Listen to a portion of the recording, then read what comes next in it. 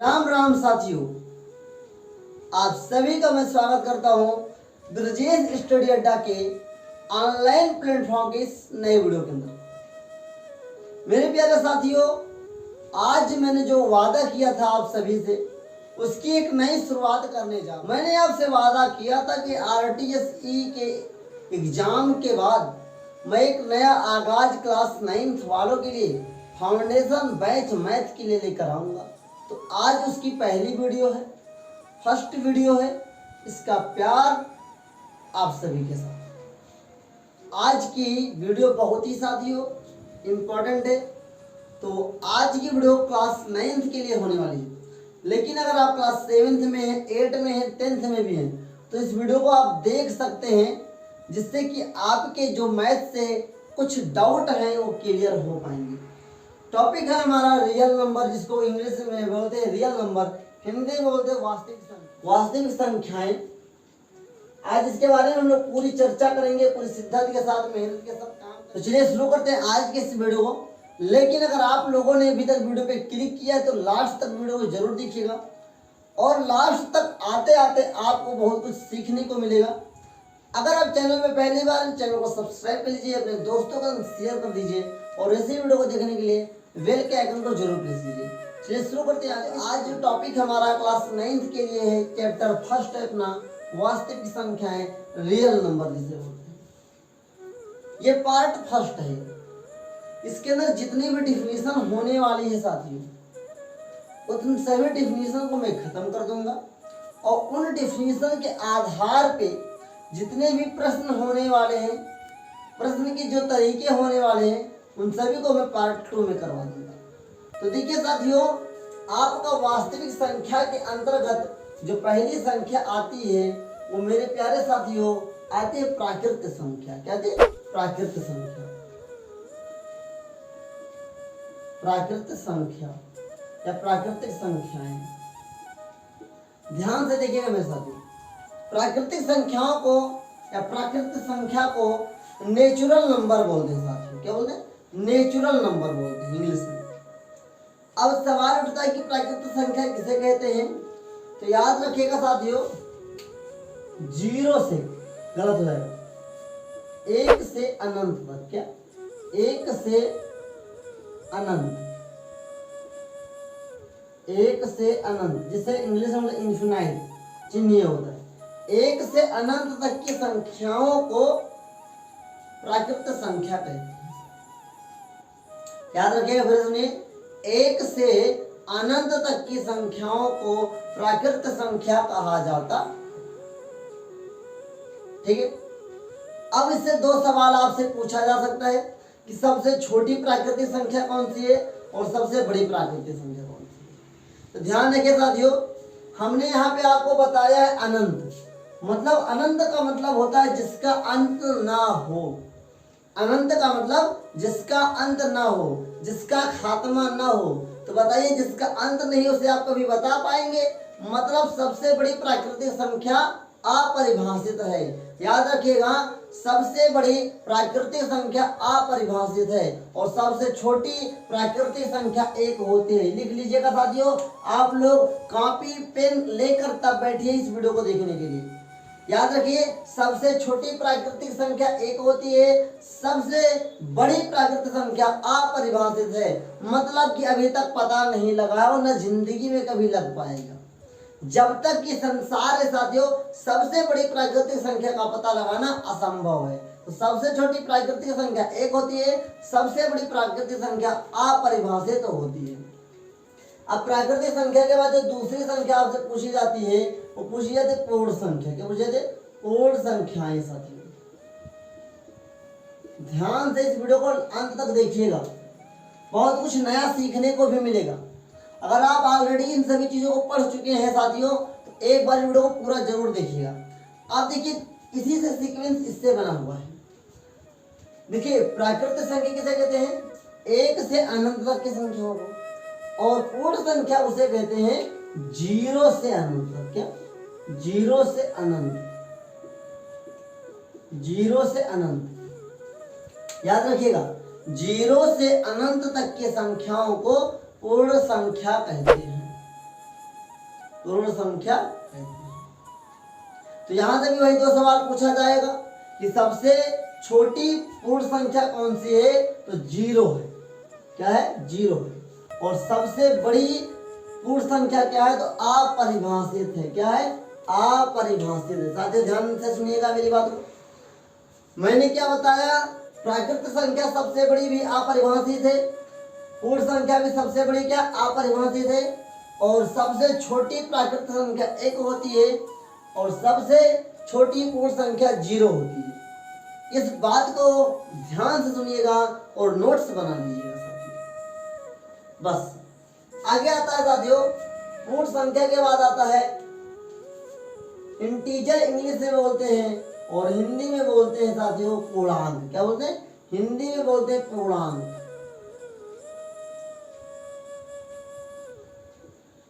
पूर्णांक और इंग्लिश में बोलते हैं इंटीजर। याद रखिएगा साथियों, क्या बोलते हैं? इंटीजर इंग्लिश में, हिंदी में पूर्णांक बोलते हैं। ध्यान से देखिएगा। अनंत के माइनस से लेकर, क्या माइनस अनंत dot dot dot dot -3 -2 -1 0 +1 +2 +3 dot dot dot plus infinite. कुछ समझ में आ रहा है कि माइनस इन्फिनाइट से लेकर प्लस इन्फिनाइट तक की संख्याओं को पूर्णांक कहा जाता है। मेरे प्यारे साथियों मेरी बात को ध्यान से सुनिएगा। माइनस से लेकर प्लस तक की संख्याओं को पूर्णांक कहा जाता है साथियों। समझिएगा मेरी बात। पूर्णांक दो तरीके से होते हैं। एक होता है ऋणात्मक, जिसपे चिन्ह लगा होता है माइनस का, जिसपे चिन्ह माइनस का लगा होता है उसे बोलते हैं ऋणात्मक पूर्णांक। और एक पे लगा होता है प्लस का चिन्ह, जिसे बोलते हैं हम लोग धनात्मक पूर्णांक। आई होप आप धीरे धीरे चीजों को समझ में आ रहा होगा आपको। पूर्णांक दो तरीके के होते हैं, धनात्मक पूर्णांक और ऋणात्मक पूर्णांक। ऋणात्मक पूर्णांक उसे कहते हैं जिसके साथ माइनस चिन्ह के बाद आपकी संख्या आती है साथियों, वो आती है परिमेय संख्या। क्या आती है साथियों? परिमेय संख्या। ध्यान से देखिएगा। अब आपका मेन सोर्स चालू होगा जो आपके चैप्टर के लिए इंपॉर्टेंट से। अब मैं आपको उससे बताने जा रहा हूँ, तो मैं कोशिश करूंगा इसे रफ कर लूंगा तो और आसानी से आपको समझ में आएगा। अगर आप लोगों ने अभी तक नहीं लिखा तो स्क्रीनशॉट ले सकते हैं। मैं थोड़ा बताने वाला हूँ साथियों, परिमेय संख्या और वास्तविक संख्या किसे कहते हैं। अब जो आपका मेन टॉपिक ही है चैप्टर का, इसी चैप्टर से जो मेन क्वेश्चंस आते हैं वो परिमेय संख्या से आते हैं। परिमेय संख्या किसे कहते हैं? ध्यान से देखिएगा मेरे प्यारे साथियों। परिमेय संख्या किसे कहते हैं? तो वे संख्याएं, देखिएगा मेरे साथ लिखते रहिएगा,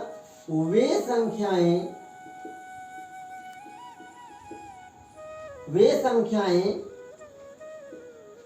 जिन्हें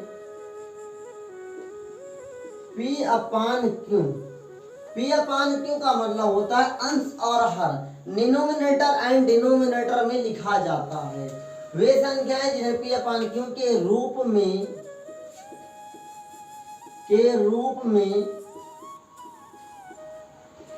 लिखा जाता है परिमेय संख्या कहलाते हैं।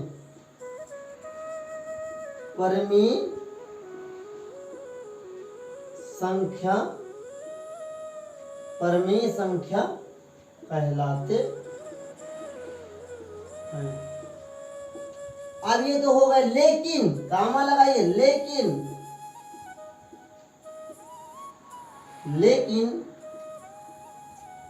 P कामा क्यू पूर्णांक होने चाहिए। क्या होने चाहिए? पूर्णांक होने चाहिए तथा Q इज नॉट इक्वल 0। समझ में आया कुछ? वे संख्याएं जिन्हें P अपान Q के रूप में लिखा जाता है परिमेय संख्या कहलाते हैं या कहलाती है, कहलाता है। लेकिन P कामा Q पूर्णांक होने चाहिए तथा Q इज नॉट इक्वल 0। मतलब साथियों जो आपका P और Q होना चाहिए वो कोई ना कोई पूर्णांक होना चाहिए।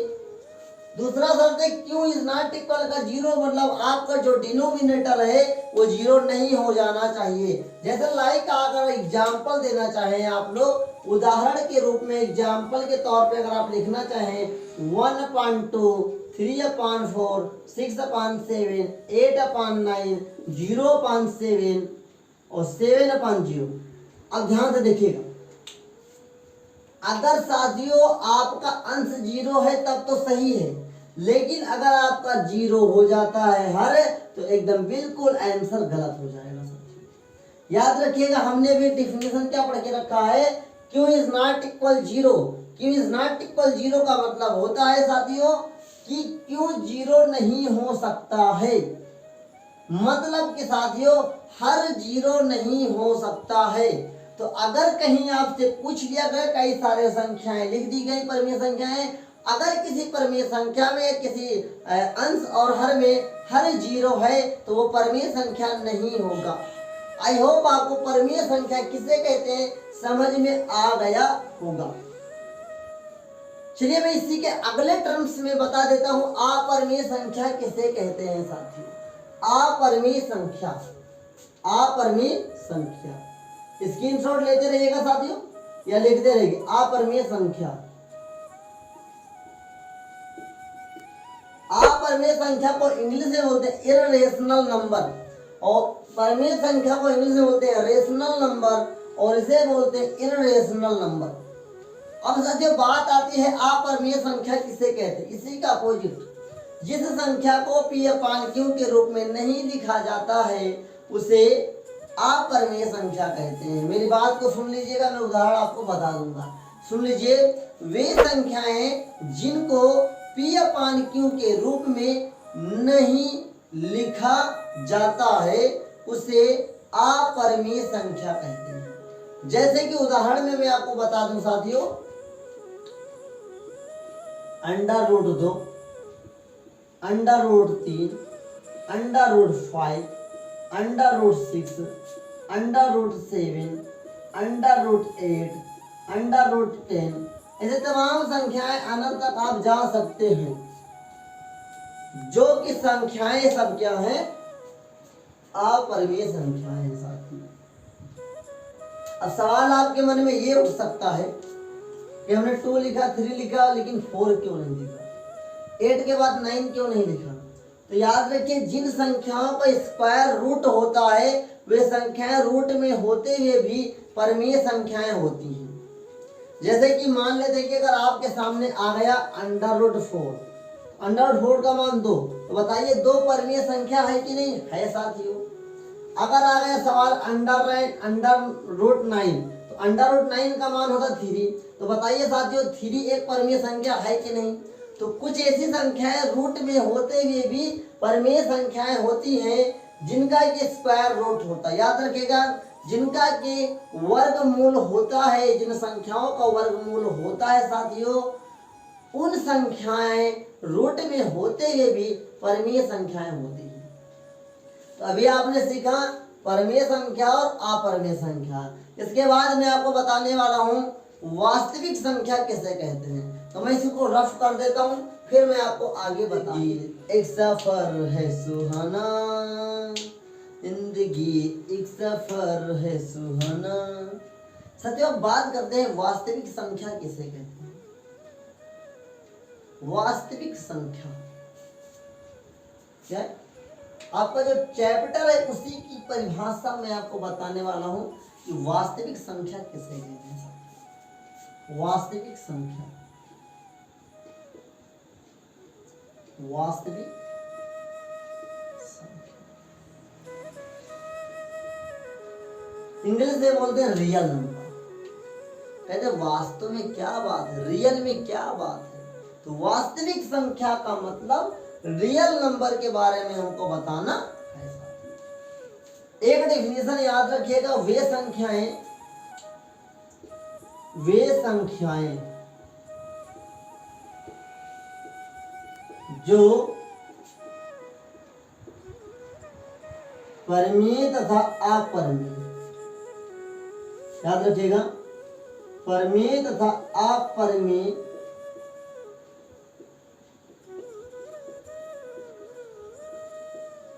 होती है वे वास्तविक संख्या कहलाती है। वास्तविक संख्या कहलाती है। याद रखिएगा साथियों, वे संख्याएं जो परिमेय तथा अपरिमेय होती हैं, क्या वे संख्याएं जो परिमेय तथा अपरिमेय होती हैं वे वास्तविक संख्या कहलाती हैं। बस काम खत्म, ज्यादा झमेला पालने की जरूरत नहीं है मेरे प्यारे साथ। अगर जिंदगी में आगे आपको बढ़ना है तो कम समय में ज्यादा काम करना है, ज्यादा कुछ सीखना है, तभी आप कुछ कर पाएंगे साथियों। तो इसीलिए मैं आपसे बता दूं, वास्तविक संख्या वे संख्याएं जो परिमेय तथा अपरिमेय होती हैं वे वास्तविक संख्या कहलाती है। उदाहरण में आप लिख सकते हैं, लिखना चाहें उदाहरण में 1/2, 3/4, √5, √6, √8 लिख दो। डाटा कुछ भी आप लिख सकते हो साथियों, क्या कुछ भी लिख सकते हो साथियों। फिर से मैं बता दूं, रूट में वही संख्याएं अपरिमेय संख्याएं होंगी जिनका स्क्वायर रूट नहीं होगा। जिनका स्क्वायर रूट होगा वो रूट में होते हुए भी क्या होती है साथियों, परिमेय संख्या होती है। तो अभी तक आपने क्या क्या सीखा है कमेंट में बताइए, मैं गिना देता हूँ।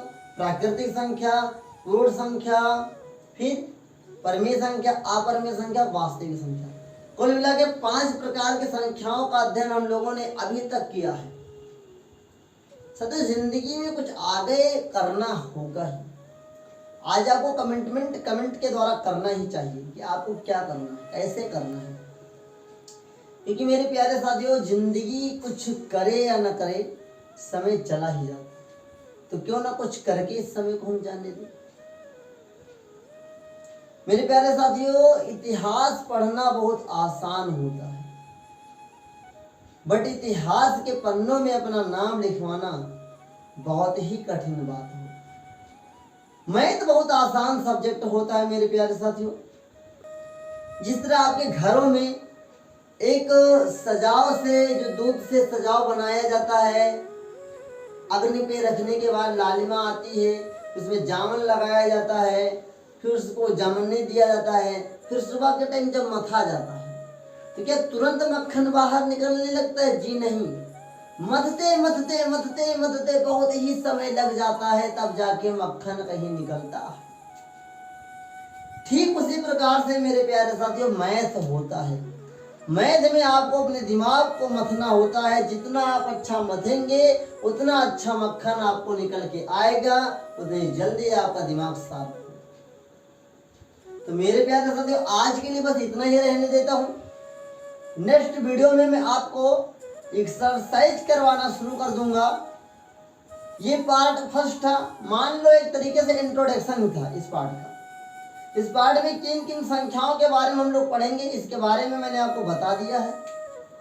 नेक्स्ट वीडियो जो आएगी उसमें मैंने बहुत अच्छे से डिसिप्लिन के साथ में काम करूंगा, लगातार काम करूंगा। आपका सपोर्ट रहा तो जल्दी से मैं एक नई वीडियो लेकर आऊंगा जो कि एक्सरसाइज से रिलेटिव होगी, प्रश्नों से रिलेटिव होगी। प्रश्न कैसे हल किए जाएंगे इस एक्सरसाइज के, उस वीडियो में हम लोग बात करेंगे। आज के लिए इतना ही, आपसे अलविदा चाहूंगा। सत श्री अकाल, नमस्कार। अगर मुझसे कोई गलती होगी तो मुझे क्षमा कीजिएगा, और आने वाली वीडियो के लिए बेल आइकन को प्रेस कर इंतजार जरूर कीजिएगा। मैं भी आपका इंतजार करता रहता हूँ वीडियो देखने के लिए। देखते हो कि नहीं देखते हो, कमेंट में जरूर बताना। फुल देख रहा करूँगी भाई। जय हिंद साथियों।